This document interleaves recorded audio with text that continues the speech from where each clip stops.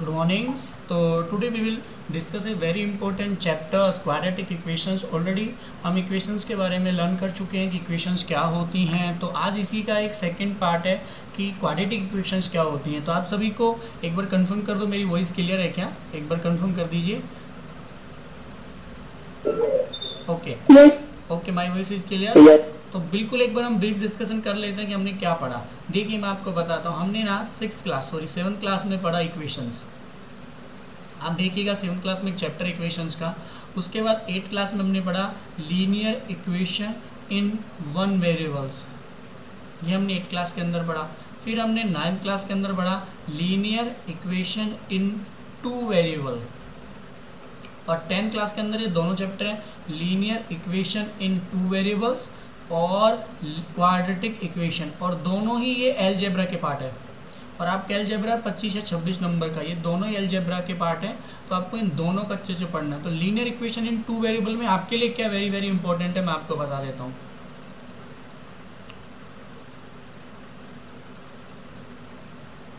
ध्यान से सुनना. Solution method. कितने सॉल्यूशन मेथड थे बताइए? Linear equation in two variables में कितने सॉल्यूशंस मेथड थे? जल्दी बताइए. Linear equation in two variables के अंदर कितने सॉल्यूशंस के मेथड थे, जो आपके लिए बहुत इंपॉर्टेंट है, वेरी वेरी इंपॉर्टेंट है. सिर्फ यहीं से क्वेश्चन आएगा. बताइए. लीनियर थ्री मेथड थे. और कोई? अरे 4 मेथड नहीं थे क्या? आप देखोगे वहां पर एक तो था ग्राफिकल मेथड, वो भी मेथड का ही पार्ट है. एक तो था ग्राफिकल मेथड. इसके अलावा 3 एल्जेब्रिक मेथड थे. 3 एल्जेब्रिक मेथड कौन कौन से थे बताइए एक बार मुझे. चलो जल्दी से बताइए. 3 एल्जेब्रिक मेथड. Substitution method. हाँ,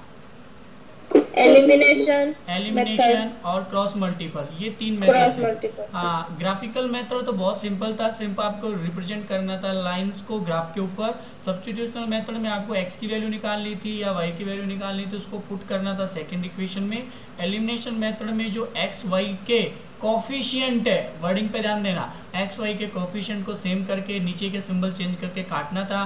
क्रॉस मल्टीपल्स के मेथड्स में हम उनके जो भी कोफिशिएंट है उनको एक फॉर्म में लिखते थे. जो भी कोफिशिएंट है उनको एक फॉर्म में लिखते थे. वो फॉर्म ऐसी थी, एक्स अपॉन लिखते थे हम यहाँ पर b1 b2 c1 c2, y equal to लिखते थे a1 a2 c1. और रुको एक मिनट, सॉरी, पहले c आएगा. क्रम का थोड़ा ध्यान रखना है.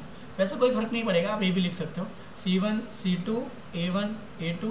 और 1 बराबर लिखते थे a1 a2 b1 b2.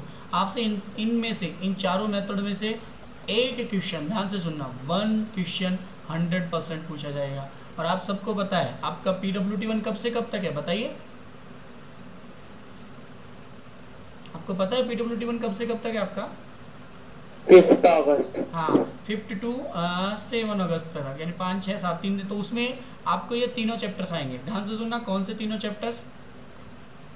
आपका नंबर सिस्टम, या आप उसको रियल नंबर भी बोल सकते हो क्योंकि वो रियल नंबर के नाम से ही है. दूसरा आपका पॉलिनोमियल. और तीसरा आपका linear equation in two variables. इन तीनों में से आपको क्वेश्चन मिलेंगे इस PWT1 के अंदर. तो इसलिए आप इन तीनों को अच्छे से कर लीजिए, खासतौर से इसके चारों मेथड्स को. पॉलिनोमियल्स में सबसे इंपॉर्टेंट चीज़ क्या है बताइए? पॉलिनोमियल्स के अंदर सबसे इंपॉर्टेंट चीज़ क्या है, एक बार मुझे बताइए. चलो, पॉलिनोमियल्स के अंदर देखो, आपको सारे चैप्टर्स के बारे में पता होना चाहिए. Linear equation in two variables के अंदर सबसे इंपॉर्टेंट चीज़ है उसके सॉल्यूशंस के मेथड, जो 4 हैं, ये आपको पता है. इसी तरह पॉलिनोमियल्स के अंदर भी आपको उसके जीरोज, ध्यान से सुनो, जीरोज वेरी वेरी इंपॉर्टेंट है. और जीरोज कौन से मेथड से निकालते थे बताइए? जो पॉलिनोमियल्स के जीरोज निकालते थे वो कौन से मेथड से निकालते थे, एक बार बताइए मुझे. अरे माय डियर स्टूडेंट, बिल्कुल भूल गए क्या? आप रिवीजन नहीं करते क्या? जो जीरोज निकालते थे वो कौन से मेथड से निकालते थे? अरे फैक्टराइजेशन. कितनी बार बोला, आप थोड़ा ध्यान दिया करो. जो जीरोज निकालते थे वो फैक्टराइजेशन मेथड से निकालते थे. एक तो ये चीज़ इंपॉर्टेंट है. दूसरी कौन सी चीज़ इंपॉर्टेंट है बताइए? रिलेशन. किस किस का रिलेशन? जीरो से कोफिशिएंट का रिलेशन. हाँ बिल्कुल, relation between zeros and coefficient, इसके बीच का रिलेशन, ये दोनों ही इसके अंदर बहुत इंपॉर्टेंट है। आपको एक बात पता है, आपको आज एग्ज़ाम आपकी 2022 मार्च या अप्रैल में होंगी, लेकिन तब भी आपको पता है कि ये क्वेश्चन आएगा, ये क्वेश्चन आएगा। अरे ऐसी अपॉर्चुनिटी आपको मिलती है क्या कहीं पे भी, जब आपको ऑलरेडी पता हो कि हमें क्या पढ़ना है। जब आप कंपटीशन दोगे तो आपको कुछ नहीं पता होगा कि कौन सा क्वेश्चन आएगा, कहाँ से क्वेश्चन आएगा, जनरल अवेयरनेस से कौन सा क्वेश्चन आएगा, रीजनिंग से, मैथ से, इंग्लिश से कौन सा क्वेश्चन आएगा। बट अब जब आप 10th बोर्ड में हो, इसीलिए तो मैं बोलता हूँ 10th में आपको 90+ लाने से कोई नहीं रोक सकता, मैथ्स में तो कोई नहीं रोक सकता, क्योंकि ऑलरेडी यू नो कि विच क्वेश्चन आर, कौन से क्वेश्चन आ रहे हैं, कौन से क्वेश्चन नहीं आ रहे हैं, आपको पता है ऑलरेडी कितना इजी है। पॉलिनोमियल्स में आपको जीरोज निकालना अच्छे से सीखना है, उनके बीच का रिलेशन निकालना सीखना है, कोफिशिएंट और जीरो का। लीनियर इक्वेशंस इन 2 वेरिएबल्स में आपको सॉल्यूशंस के 4 मेथड्स याद करने हैं। नंबर सिस्टम में बताइए क्या इंपॉर्टेंट है, या रियल नंबर में सबसे इंपॉर्टेंट है आपको ये प्रूफ करना, क्या √3 रैशनल है, क्या √3 इरेशनल है, क्या √5 इरेशनल है, प्रूफ करना। क्योंकि आपके यही है सिलेबस के अंदर, इनको आप प्रूफ कर सकते हो क्या, ये आपके लिए बहुत ही इंपॉर्टेंट है। कहीं भी आपसे रिप्रेजेंट कराने को नहीं पूछेगा कि इरेशनल नंबर या रैशनल नंबर को रिप्रेजेंट करो ऑन द नंबर लाइन, आपसे यही पूछेगा, इनको प्रूफ करो। रैशनलाइजेशन पूछ सकता है आपसे, तो जब आपको ऑलरेडी पता है तब भी आप नहीं पढ़ते हो, तो उसके लिए आपकी वही है। इसी तरह से क्वाड्रेटिक इक्वेशन में भी कुछ चीज़ें वेरी वेरी इंपॉर्टेंट है, जिनको मैं आपको बताऊंगा कि ये थिंग्स वेरी वेरी इंपॉर्टेंट है, आपको उन्हीं को अच्छे से पढ़ना है। वेरी वेरी इंपॉर्टेंट कुछ थिंग्स हैं, तो आप ध्यान से सीखिए। देखिए आपको ये पूरा पैटर्न कहीं भी मिल जाएगा, लेकिन जिस तरह से मैं आपको बता रहा हूँ वैसा नहीं मिल पाएगा। आपको मैं बता रहा हूँ, आपको लीनियर इक्वेशन से 4 मेथड पढ़ने हैं, पॉलिनोमियल से आपको जीरोज और कोफिशिएंट के बीच में रिलेशन पढ़ना है, यहाँ से आपको इनके बारे में पढ़ना है कि रिलेशनल क्यों है। तो बस थोड़ा सा ध्यान दीजिए और रिविज़न कीजिए, क्योंकि PWT को ज़्यादा दिन नहीं है, 5 to 7 अगस्त, आज हो गए 23rd, केवल 8 दिन इस महीने में बचे हुए हैं। और उसके बाद आपके सब्जेक्ट टीचर्स जब बताएंगे ऐसे ऐसे, और आपके 10th वालों को मैं ऑलरेडी बोल चुका हूँ कि उन दोनों के लिए ना PWT 1 and 2 and 3 बहुत इंपॉर्टेंट है, क्योंकि ये सीधा आपके जो 20 मार्क्स जाते हैं ना, यहाँ से 20 मार्क्स जाते हैं इंटरनल असेसमेंट के, उसको इफेक्ट करता है PWT 1 to 3। तो हो सके तो जो PWT 1 40 मार्क का है सभी उसमें ट्राई करो, +30 मार्क का है। कितने मार्क का है? +30। तो इसलिए आपको इसकी अच्छे से तैयारी करनी होगी। चलो, इन सब चीज़ों के बाद जो मैंने आपको बताया ये आपके लिए प्रीवियस चीज़ें थी, जो मैंने आपको एक बार फिर से रिकॉल करा दी। आपके माइंड में आ गया होगा कि हाँ sir, cross multiple, substitutional, elimination, algebraic ये मेथड हैं, ये कैसे होते हैं, लीनियर इक्वेशंस के बारे में पता लग गया होगा। इसके अलावा पॉलिनोमियल्स के जीरोज एक बार दिमाग में घूम गए होंगे, किस तरह से हम फैक्टराइजेशन करते थे, जो बी वाला पार्ट है उसको 2 बराबर हिस्सों में तोड़ते थे ताकि वो मल्टीपल्स के बराबर हो जाए। नहीं, और इसके अलावा आपको रियल नंबर्स के बारे में थोड़ा रिवाइज हो गया होगा कि जैसे कोई √2 होता था तो उसको कैसे करते थे। पहले उसको मान लेते ये एक रैशनल नंबर है, फिर हम उसको प्रूफ करने की कोशिश करते थे रैशनल है, लेकिन वो प्रूफ होता ही नहीं था। फाइनली वो आ जाता था कि ये रैशनल नहीं है, मतलब √2 क्या है, इररेशनल है। बहुत ईजी है ये मेथड्स, ऑलरेडी इसके वीडियो बना चुके हैं, मैं डाल चुका हूँ, आप उनको प्रैक्टिस करना। चलो अब हम चलते हैं क्वाड्रेटिक इक्वेशंस में। नया सिस्टम है, पहली बार आप इसका नाम सुनोगे। देखिएगा, जब हमने पॉलिनोमियल शुरू किया था तो आपको एक चीज़ बताई थी, ये ना बहुत कॉम्प्लिकेटेड नहीं है, ये 2 चीज़ों से डिपेंड करता है, एक तो टर्म्स के आधार पर और एक डिग्री के आधार पर। अगर पॉलिनोमियल को मैं इक्वल कर दूं किसी भी थिंग्स के या किसी भी चीज़ के, तो इक्वेशन बन जाते हैं। मतलब पॉलिनोमियल इक्वेशन के बीच में एक माइनर धागा है, एक छोटा सा रिश्ता है, वो है इक्वल साइन का। अगर इस पॉलिनोमियल को मैं किसी भी चीज़ के इक्वल कर दूं तो इक्वेशन बन जाएगा। इक्वल कर दूं, ध्यान से सुनना, रिप्रेजेंट करना नहीं है। आप बोलोगे सर px बराबर 2x, ये क्या है? अरे ये एक पॉलिनोमियल है, क्योंकि px इसको रिप्रेजेंट कर रहा है। हाँ, मैं लिखूँ 2x बराबर 1, ये एक इक्वेशन है, समझ गए हो ना, ये एक इक्वेशन है। तो पॉलिनोमियल इक्वेशन में ज़्यादा डिफरेंस नहीं है, तो हम कुछ चीज़ इनकी सेम ही होती है। टर्म्स तो वैसे मोनोमियल, बाइनोमियल, ट्रिनोमियल आप देख चुके। डिग्री के आधार पर अगर वहाँ पर 0 डिग्री है तो उनको कैसे पॉलिनोमियल बोलते हैं बताइए? अगर डिग्री 0 है तो वो पॉलिनोमियल कैसे होते हैं, एक बार बताइए। कांस्टेंट, गुड, इतना वेरी गुड। अगर डिग्री 1 है तो वो लीनियर पॉलिनोमियल्स होते हैं, अगर डिग्री 2 है तो वो क्वाड्रेटिक पॉलिनोमियल्स होते हैं। बस सेम वही है, अगर डिग्री 1 होती है तो लीनियर इक्वेशंस भी बन सकती हैं, अगर डिग्री 2 है तो क्वाड्रेटिक इक्वेशंस भी बन सकती हैं। डिग्री 2 का मतलब हाईएस्ट जो वहाँ पर पावर है वो 2 होनी चाहिए। अब आपको यहाँ पर हाईएस्ट पावर 2 दिख रही हो, एक्चुअली यहाँ पर 1 भी है लेकिन हाईएस्ट तो 2 है ना, इसलिए ये क्वाड्रेटिक इक्वेशंस के लिए आपको ज़्यादा डेफिनेशंस याद करने की ज़रूरत नहीं है, सिंपल है। क्वाड्रेटिक इक्वेशंस में क्या फंक्शन काम करेगा तो आपको इतना ईजी है, ये सिर्फ आप इससे समझ गए होंगे क्या होता है। तो अगर डेफिनेशन अगर हम देखें, एक quadratic function is a function form, देखो इस तरह से फंक्शन होना चाहिए। अब यहाँ पर फंक्शन लिखा हुआ है मतलब इसको इससे रिप्रेजेंट किया, अभी इक्वेशन नहीं लिखा हुआ है, यानी ये कभी एक पॉलिनोमियल जैसा ही है, एक फंक्शन एफ से इसको रिप्रेजेंट किया हुआ है, ठीक है। ऐसा फंक्शन होता है यहाँ पर ए बी सी, ध्यान से सुनना, ये रियल नंबर्स होते हैं, बट एक सबसे इंपॉर्टेंट कंडीशन है कि ए नॉट इक्वल टू 0 होता है, ये ध्यान रखना। अगर अब मैं क्वाड्रेटिक इक्वेशन का सिंपल डेफिनेशन लिखूँ, अगर मुझे लिखना हो कि क्वाड्रेटिक इक्वेशंस क्या होते हैं तो मैं लिखूँगा ax² bx + c = 0 and a not equal to 0, ये होती है क्वाड्रेटिक इक्वेशन। मैं ऐसा कोई स्टेटमेंट नहीं लिखने वाला हूँ कि डिग्री 2 होनी चाहिए, x होना चाहिए, ऐसा कुछ नहीं। अगर मुझे वो पूछे definition of quadratic equations, definition of quadratic equation, तो मैं सिंपल ये लिख दूंगा। हाँ, आप इसको और भी वेटेज दे सकते हो, थोड़ा सा इसमें और चीज़ें भी ऐड कर सकते हो। अगर वो आपसे पूछता है कि what is the definition of quadratic equation, तो मैं कहीं नहीं देखूंगा, ना इधर ना उधर, सिंपल इक्वेशन लिख दूंगा।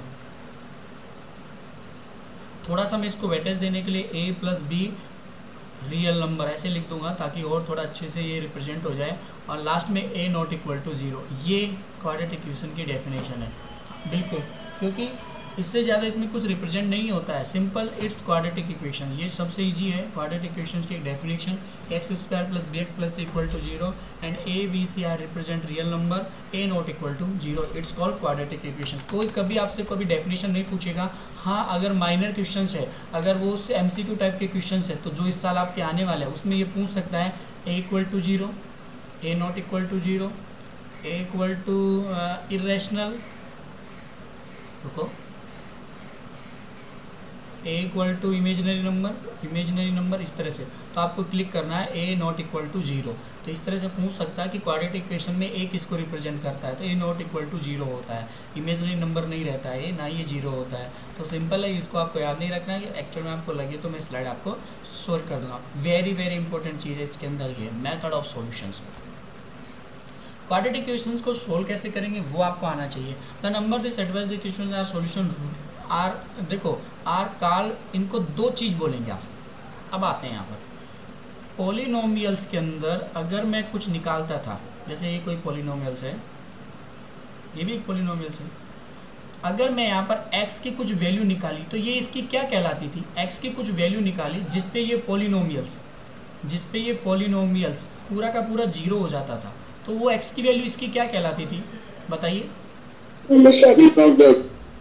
क्या कहलाता था, जीरोज कहलाता था। ये कहलाता जीरोज ऑफ दी पॉलिनोमियल। एक से ज़्यादा भी हो सकते हैं, ऐसा नहीं है, ध्यान से समझना।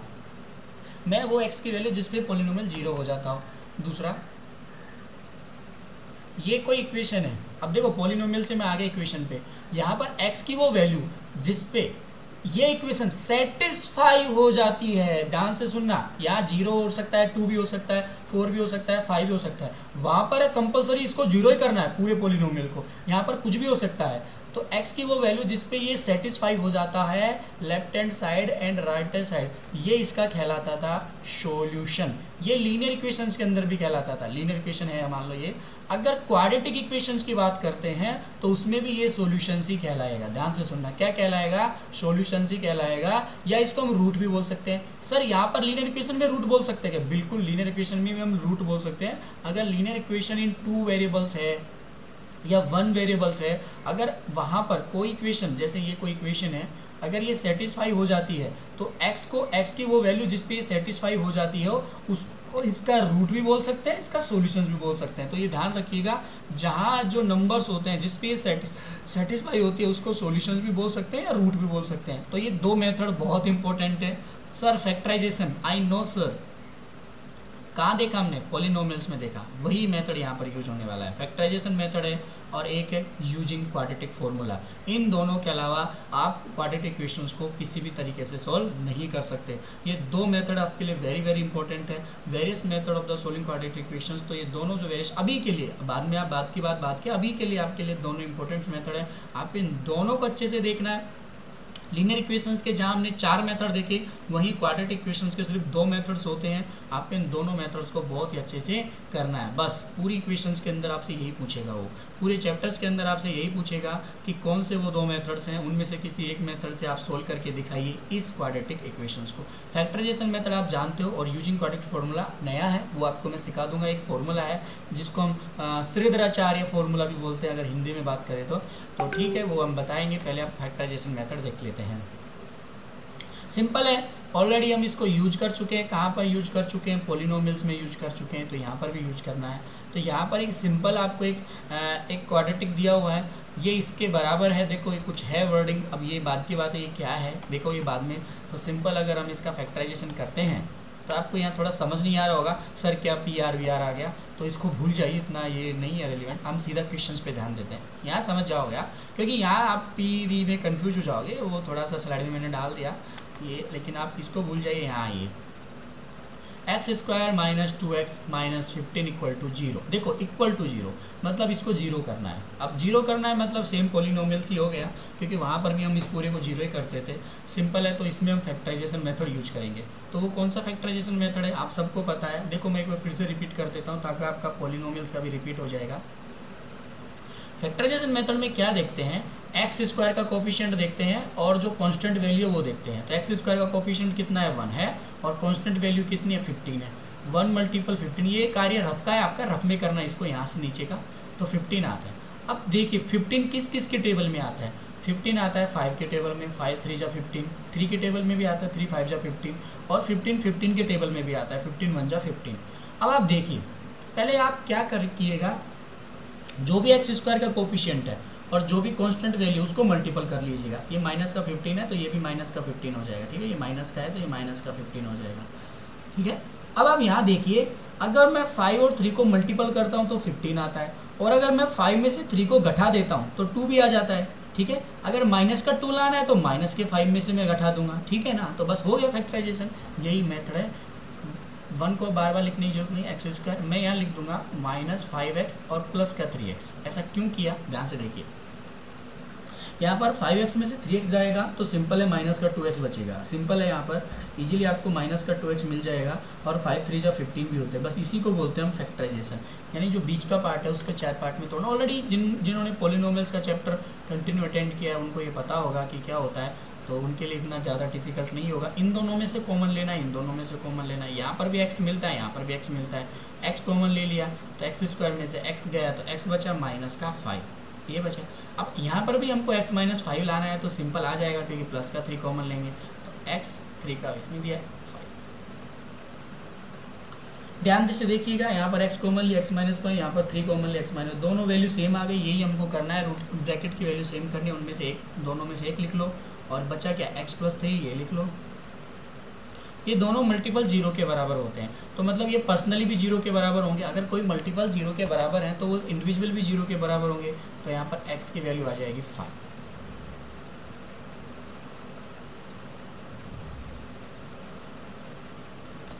इस तरह से ये देखिए, आपको ये वैल्यू मिल जाएगी। देखो यहाँ पर बहुत एक शॉर्ट में कर दिया मैंने, आपको अच्छे से समझाने के चक्कर में थोड़ा सा डिफिकल्ट में कर दिया। तो x की वैल्यू 5 और x की वैल्यू -3, तो ये 2 वैल्यू हैं जो इसके इसके सॉल्यूशंस है। ध्यान से सुनो, जो इसके रूट है, समझिए, जो इसके रूट है, ध्यान से समझिए, जीरोज वर्ड नहीं है यहाँ पर, रूट वर्ड है। तो ये एक सिंपल मेथड है, फैक्टराइजेशन मेथड। नेक्स्ट मेथड जो है वो है क्वाड्रेटिक फार्मूला। देखिए मैंने ना पूरी बुक का जो पूरे चैप्टर्स हैं उसका जो क्या बोलते हैं आप, उसका पूरा जूस निकाल के स्लाइड में डाल दिया है। इसके अलावा उसमें और कुछ नहीं है, इसलिए आप ये स्लाइड अगर आप समझ जाओगे तो आप इजीली कर सकते हो। पूरे सिस्टम्स इसके अंदर है। यहाँ पर आपको एक फॉर्मूला याद रखना है, कैसे निकला, कहाँ से निकला, बिल्कुल आपके लिए रेलिवेंट नहीं है। सिंपल आपको ये फॉर्मूला याद रखना है, क्वाड्रेटिक फॉर्मूला बोलते हैं इसको। सिंपल है ये फॉर्मूला। आपको x बराबर लिखना है -b ± b² - 4ac/2a, ये फॉर्मूला आपको याद रखना है। x बराबर -b plus minus B square minus 4ac/2a, ये आपको याद रखना है। बहुत इंपॉर्टेंट फॉर्मूला है। जो क्वेश्चंस अगर आपसे फैक्टराइजेशन से सोल्व नहीं होगा वो क्वाड्रेटिक फॉर्मूले से सोल्व हो जाएगा। तो सिंपल है, आपको ये फॉर्मूला याद रखना है। एक वर्ड है यहाँ पर बी स्क्वायर माइनस 4ac को हम बोलते हैं डिस्क्रिमिनेंट। अब ये क्या होता है सर? देखो इससे बहुत सारे क्वेश्चंस बनते हैं, इसलिए इसको अलग किया है।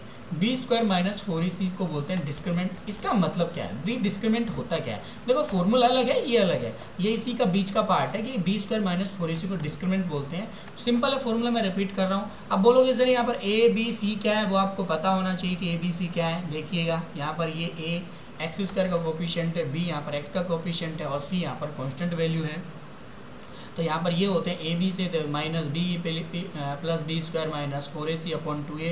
तो ये ए बी सी यहाँ पर कोफिशिएंट है ऑफ एक्स स्क्वायर, एक्स और सी के, एस सी यहाँ पर कांस्टेंट वैल्यू। तो बी डिस्क्रिमिनेशन क्या होता है, ध्यान से सुनिएगा, ये बहुत इंपॉर्टेंट है। ये स्लाइड आपके लिए, इस क्वाड्रेटिक इक्वेशन में अगर बी स्क्वायर माइनस 4ac, हर साल ना एक छोटा क्वेश्चन तो आता ही है 1M, और इस साल आने के चांस ज़्यादा हैं। रीजन क्योंकि MCQ का पूरा एक पेपर होने वाला है, वो भी 80 मार्क का, तो इसको आपको याद रखना पड़ेगा।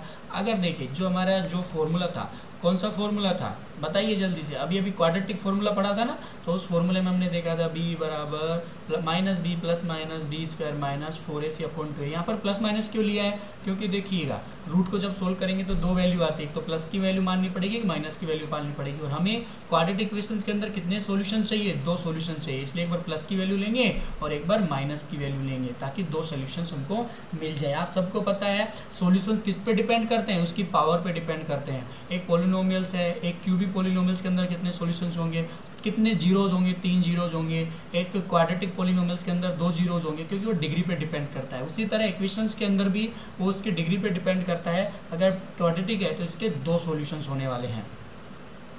थोड़ा सा आगे चलते हैं, मैं यहाँ पर आपको बताने वाला हूँ very very important things. B square minus 4ac अगर बड़ा है, अगर ये जो वैल्यू है ये अगर 0 से बड़ी है, मतलब जो ब्रैकेट की वैल्यू अगर वो प्लस है, तो यहाँ पर जो सॉल्यूशंस होंगे वो रियल नंबर होंगे और अनइक्वल होंगे दोनों के दोनों। जो रूट होंगे, रूट मतलब सॉल्यूशंस, ध्यान से सुनिए, दोनों का मतलब एक ही होता है। जो 2 सॉल्यूशंस होंगे वो रियल नंबर होंगे और दोनों ही अनइक्वल होंगे, ऐसा नहीं सेम नहीं होंगे, दोनों अलग अलग होंगे।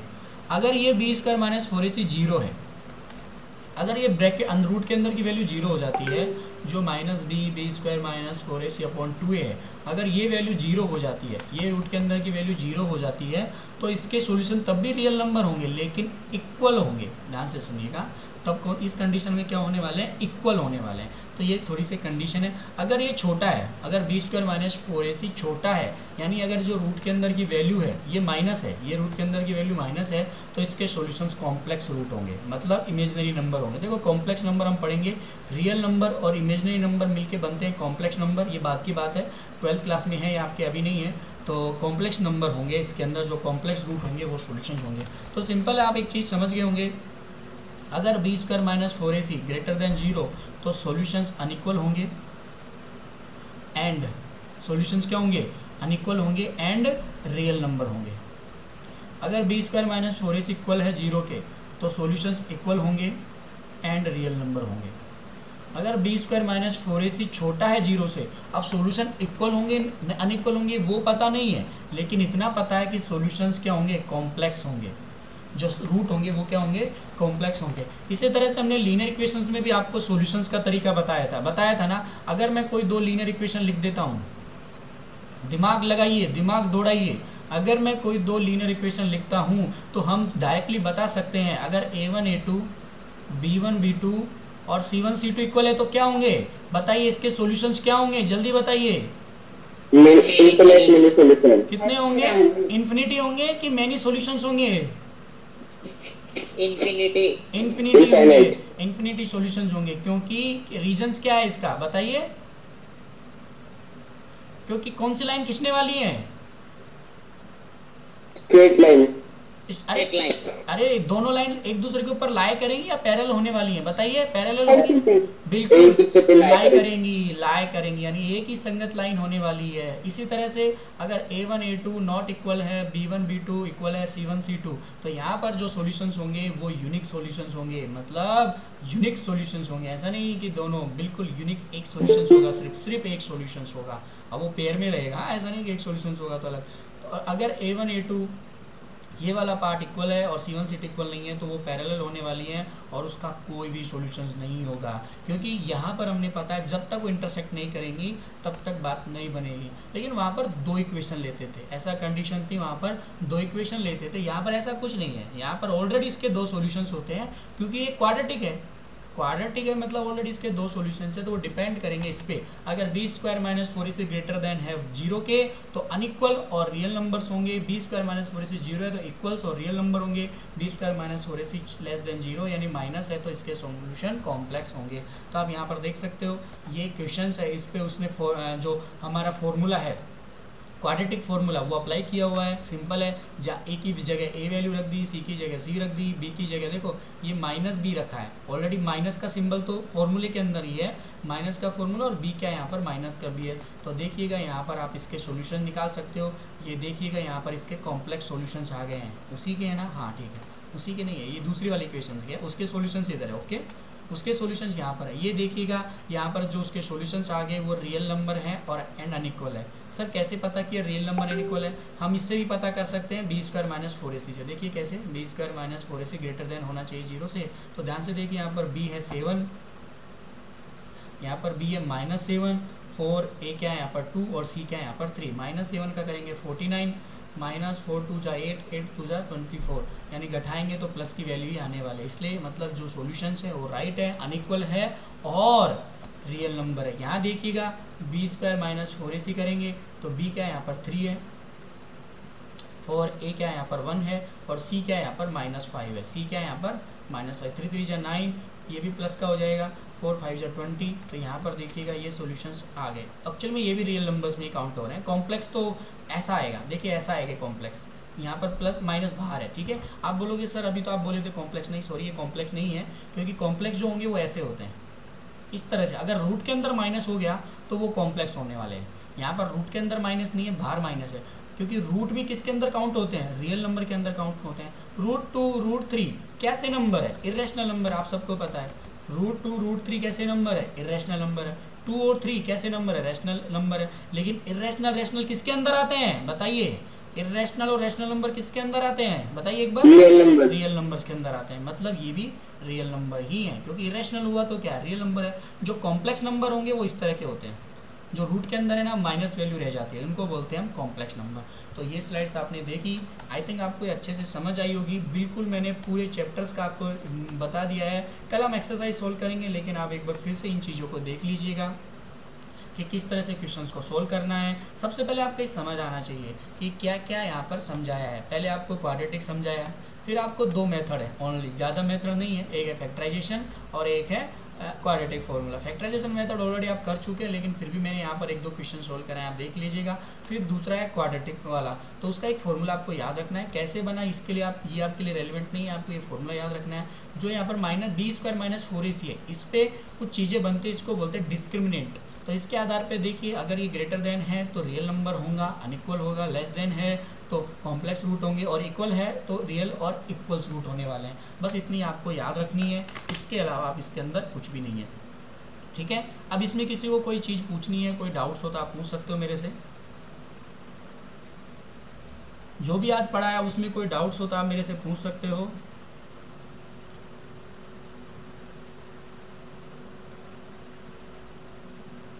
आई थिंक किसी को कोई डाउट्स नहीं है। ये स्लाइड मैं अभी आपको शेयर कर दूंगा, आप इसको देख लीजिएगा। बहुत इजी स्लाइड्स है, ऐसा नहीं है कि कोई ज़्यादा डिफ़िकल्ट हो, बहुत इजी स्लाइड, आप इसको देख लीजिएगा, सिंपली आपको समझ आएगी। जो कल की क्लास है हम उसमें फर्स्ट चैप्टर सोल्व करवाएंगे, जो है हमारा कौन सा क्वाड्रेटिक इक्वेशंस का फर्स्ट चैप्टर, कौन सा है क्वाड्रेटिक इक्वेशंस का फर्स्ट चैप्टर, वो हम सोल्व करवाएंगे। फर्स्ट चैप्टर मतलब फर्स्ट एक्सरसाइज, तो सिंपल है, उसमें आपको फैक्टराइजेशन मेथड देखने को मिलेगा। चलो कल मिलेंगे, अगर सुबह क्लास लेंगे तो सुबह, नहीं तो 1 बजे लेंगे क्लास, अगर कोई सुबह क्लास लेता है तो, ठीक है। तब तक के लिए टेक केयर, बाय बाय।